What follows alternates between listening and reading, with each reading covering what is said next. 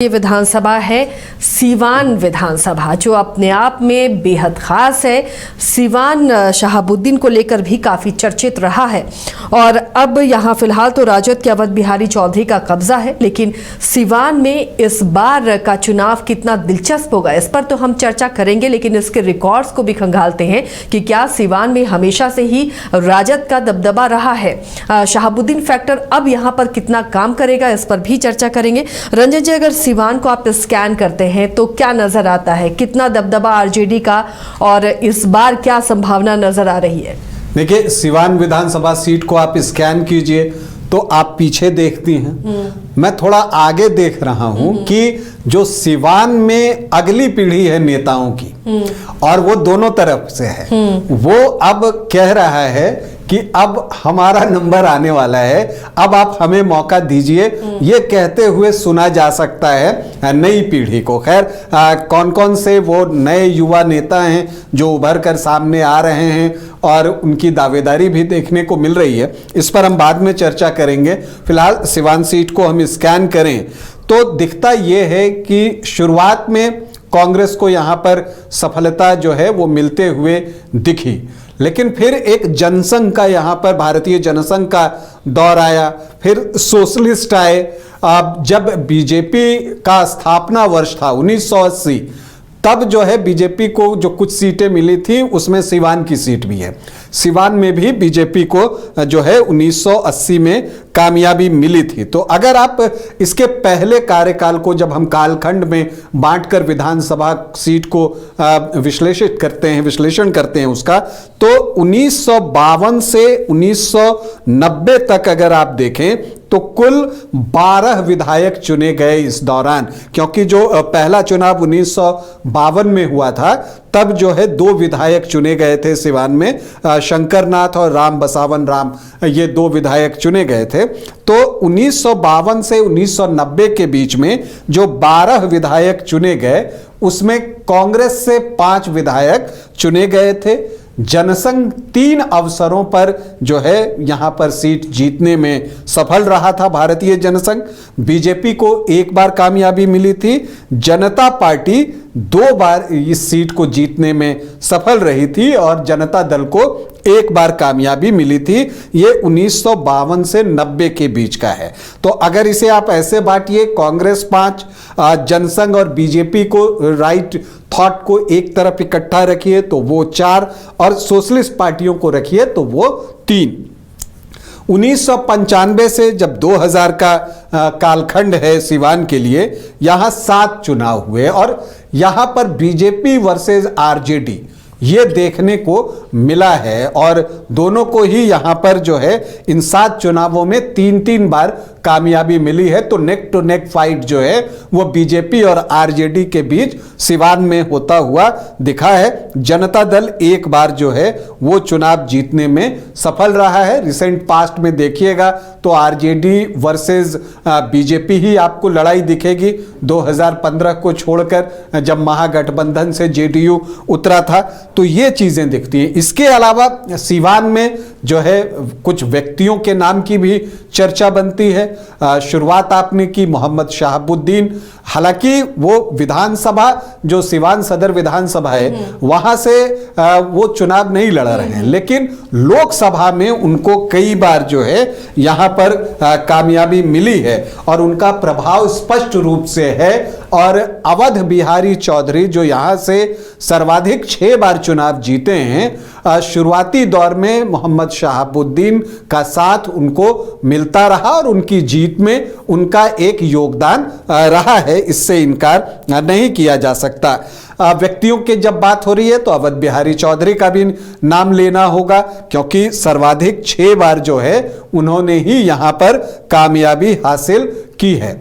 जनार्दन तिवारी हैं जो कि जनसंघ से, भारतीय जनसंघ, जबकि उस समय उतनी सीटें उन्हें नहीं आती थी, 3 बार भारतीय जनसंघ के टिकट पर वो चुनाव जीते और 1 बार भारतीय जनता पार्टी के टिकट पर वो चुनाव जीते 1980 में। तो 4 जीत उनके भी नाम है और व्यासदेव प्रसाद ये भी जो हैं बीजेपी के टिकट पर 3 बार जो है चुनाव जीते। जब सिवान सीट को और स्कैन कीजिएगा तो यह भी दिखता है कि सिवान ने बिहार विधानसभा को 2 स्पीकर दिए हैं। एक तो अवध बिहारी चौधरी ही दिखते हैं जो कि अभी रिसेंटली ही विधानसभा के अध्यक्ष हुए थे।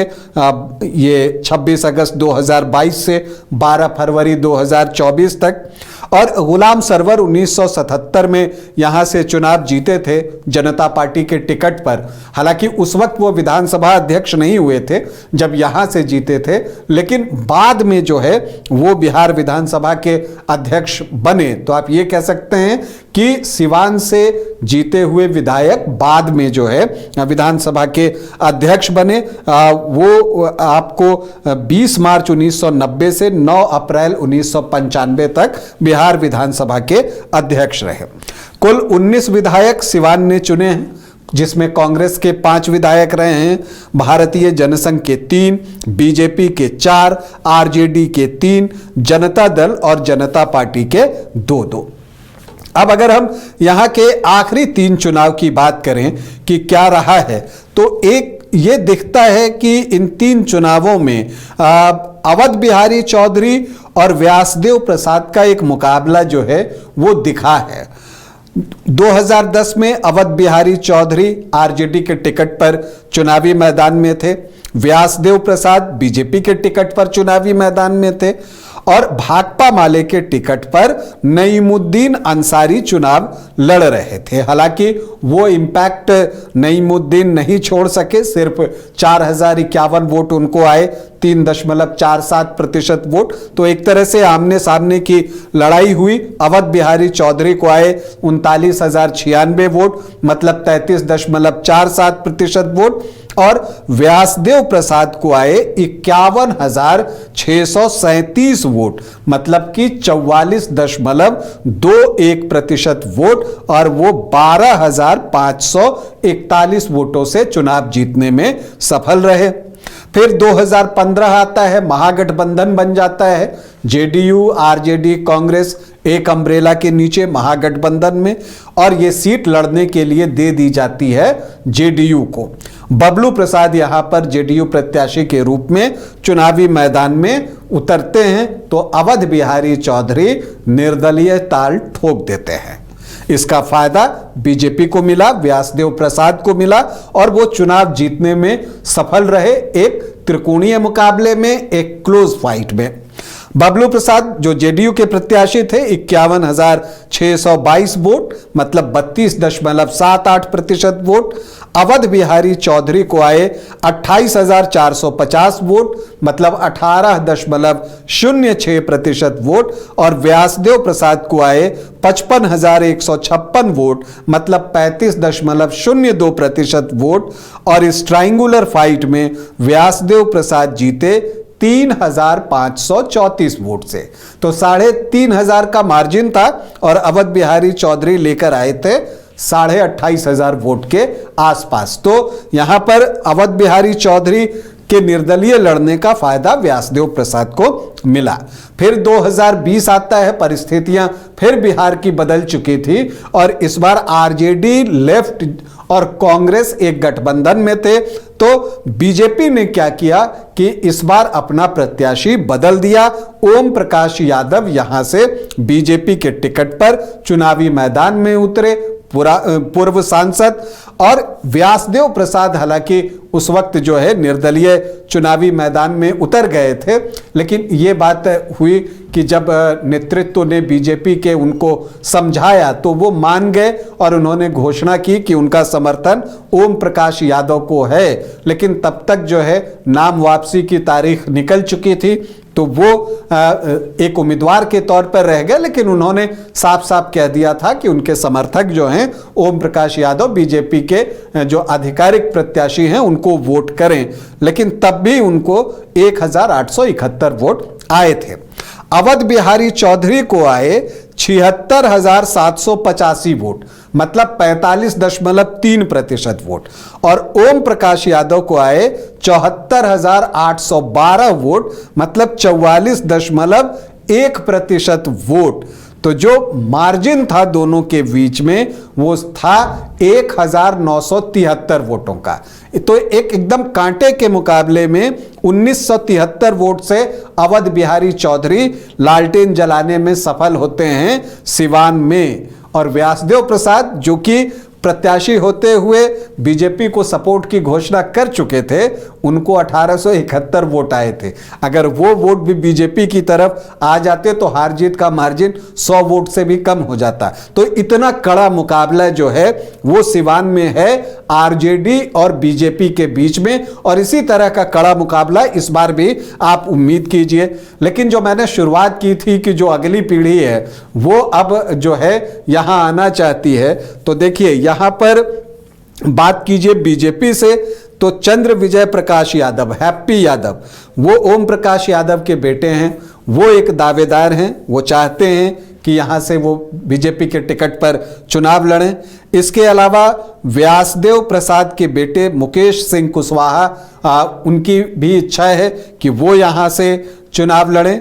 जनार्दन तिवारी के पोते राहुल तिवारी भी प्रयास करते हुए दिख रहे हैं। हालांकि इसके अलावा बीजेपी से अनुराधा गुप्ता हैं, सिंपी गुप्ता हैं, ये सब भी प्रयास कर रहे हैं। लेकिन हैप्पी यादव और मुकेश सिंह कुशवाहा के बीच कांटे का मुकाबला होगा कि दोनों में से किसको मिले। हालांकि ओम प्रकाश यादव भी जो हैं वो चुनाव लड़ना चाहते हैं और उनकी इच्छा है कि यहाँ नहीं तो दरौंदा से वो चुनाव लड़ें, और अगर उनको बीजेपी टिकट नहीं देती तो उनका जो रवैया वो लगता है कि वो बागी भी हो सकते हैं। बीच में प्रशांत किशोर से भी उनके मुलाकात की तस्वीरें सामने आई थी, लेकिन कुछ कॉन्क्रीट अब तक दिखा नहीं है। जहां तक आप महागठबंधन की बात कीजिए तो अवध बिहारी चौधरी एक बार फिर से चाहते हैं कि वो यहाँ पर चुनाव लड़ें, लेकिन एक जीवन यादव हैं, वो यहां से चुनाव लड़ना चाहते हैं। अभी उन्होंने आरजेडी ज्वाइन नहीं की है, लेकिन वो आपको तेजस्वी यादव की तारीफ करते हुए दिखते हैं। जीवन यादव लोकसभा का भी चुनाव लड़ चुके हैं इस बार, तो वो आरजेडी की भी तारीफ, उनकी नीतियों की तारीफ करते हुए दिखते हैं। और आपको वो ओसामा साहब, हिना साहब की भी तारीफ करते हुए दिखते हैं। हिना साहब को जो अभी पद मिला आरजेडी में, उसके लिए भी उन्होंने पोस्ट किया है। तो उनकी दिली ख्वाहिश है कि आरजेडी में शामिल होकर वो आरजेडी के टिकट पर चुनाव लड़ें। युवा हैं, तो एक दावेदार जो हैं वो भी हैं। इसके अलावा आप देखें तो अनवारुल हक दरबार जो हैं वो भी चाहते हैं कि उनको यहाँ से टिकट मिले। तो अब देखते हैं कि क्या कुछ होता है। क्या इस बार अगली पीढ़ियों के बीच, अगली पीढ़ी के जो संभावित उम्मीदवार हैं उनके बीच सिवान में मुकाबला होता है, या फिर जो पुराने हैं उन्हीं के बीच मुकाबला होता है, मतलब अवध बिहारी चौधरी और ओम प्रकाश यादव के बीच में, या अगली पीढ़ी यहां पर सामने आती है। जनसुराज से भी कई दावेदार यहां पर हैं। अब अगर हम यहां के जातीय समीकरण को समझने की कोशिश करें, जो कि एक अनुमान पर आधारित है, जो अनुसूचित जाति हैं 10.13%, जो शेड्यूल्ड ट्राइब्स हैं 2.33%, यादव 13 से 14% और मुस्लिम वोटर्स की संख्या 25.8%। तो मतलब 39 से 40% आपको MY जो है वो दिखेगा। राजपूत 3.5 से 4%, भूमिहार 2.5 से 3%, ब्राह्मण 5.5 से 6.5%, और कुछ कायस्थ भी तो 12 से 14% के आसपास जो है ये आपको सामान्य जाति के वोटर्स दिखेंगे। कोयरी मतलब कुशवाहा वोटर्स की संख्या यहाँ अच्छी है 9 से 10%, और कुर्मी 4.5 से 5.5%। तो जो यहाँ पर कोयरी कुर्मी के वोट हैं वो 14 से 15% के आसपास हैं, और वैश्य भी जो हैं वो इतने ही हैं 14 से 15% के आसपास। तो फिर से एक बार आप यहां पर भी देखिए तो MY भी 39 से 40%, और इधर अगर आप एनडीए के जो परंपरागत वोटर्स हैं, जो जातियां एनडीए को वोट करती हैं, वो भी 39 से 40% के बीच। तो फिर से एक बार कांटे का ही मुकाबला होगा। पिछले 2 चुनाव से आप देख रहे हैं कि यहां पर जो मुकाबला हो रहा है वो बहुत नेक टू नेक हो रहा है और कांटे का हो रहा है, धड़कनें बढ़ा देने वाला हो रहा है। तो इस बार भी सिवान में फिर से जो है एक कांटे का मुकाबला होगा, इसी बात की पूरी संभावना दिख रही है। लेकिन दिलचस्प यही है कि उम्मीदवार कौन कौन होते हैं, इस पर सबकी निगाहें लगी हुई हैं। तो देखिए, सिवान का मुकाबला था जो बेहद दिलचस्प इस बार नजर आ रहा है। अब सिवान की जनता किसके सिर पर ताज सजाएगी, इस पर हमारी भी नजर बनी रहेगी।